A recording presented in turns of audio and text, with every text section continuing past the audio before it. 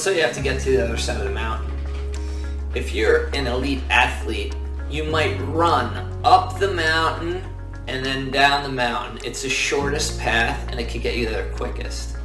If you're an old grandma, then you're probably gonna walk around the mountain taking frequent breaks, and there's probably little restaurants along the way. You get a little lunch, have some water, maybe a glass of wine.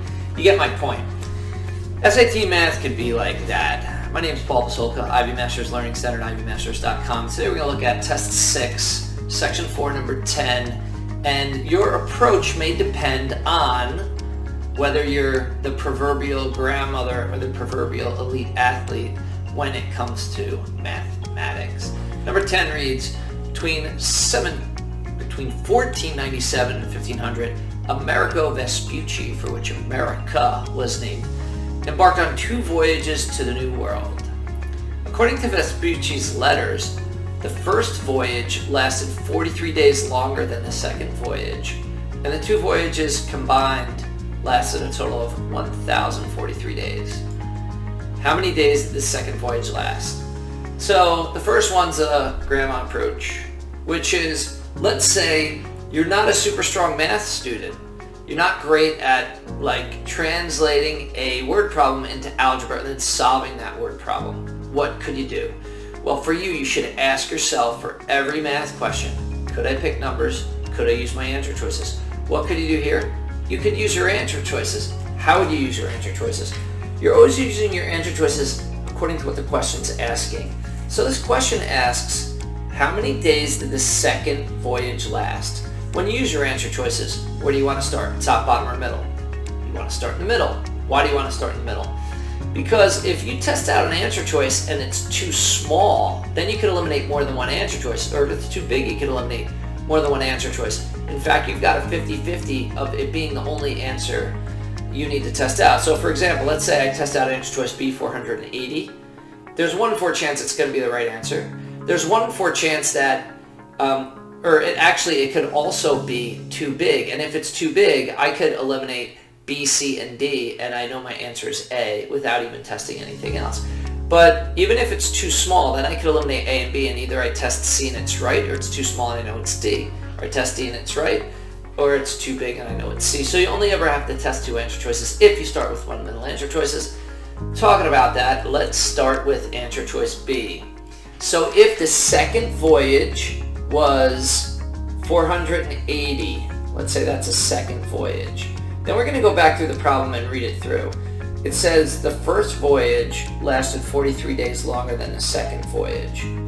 So if the first voyage lasted 43 days longer than the second voyage, then I could add 43 to this, and what I get is 3, 12, 5, and this is with calc math, so I get 523 for the first voyage. And how do I know if that's my correct answer? Well, I could add these 2, and when I add 480 plus 523, I get 310, boom! I got the answer. How do I know? Because it says that it lasted 1,003 days. So B is your correct answer. But again, if you tested 520 first, you'd know it's wrong because you'd have too many days. Thank you for joining us today. Well, actually, I'm going to show you a different approach. I'm going to show you algebraic approach. So you could use x as a variable. It says the first voyage lasted 43 days longer than the second voyage. So x is going to be the second voyage. So what would the first voyage be? It would be x plus 43. That's going to be the first voyage. And in order to see what your answer is here, we've got to set up, so if x represents the number of days the second voyage took, and x plus 43 is the number of days the first voyage took, what's the total number of days? It's going to be x plus 43 is going to equal 1,003. And then what do you got to do? You can add x and x and you get 2x, that's here. And then if I subtract 43 from both sides, then I wind up with 960. If I divide both sides by 2, this cancels and I get x equals 480. Now, The algebraic approach, if you know it and you're solid on it, you might do that first because you know it's not going to take you too long. Like we hit the jackpot. First one we tested out wound up being the correct answer. But you'd have to test out more than one. It could take longer to use your answer choices in other cases. So usually if your algebra is good, that's your go-to.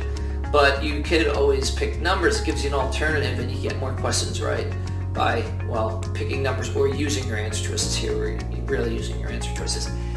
Thank you for joining us today. If you like this video, click like. You could share it with someone who has difficulty with this type of question or doesn't know that you can use your answer choices. If there's any question you'd like to see answered from any official PSAT or SAT or ACT, leave that in the comments. I'd be happy to shoot a video on it. And click subscribe so you don't miss anything. Have a great day.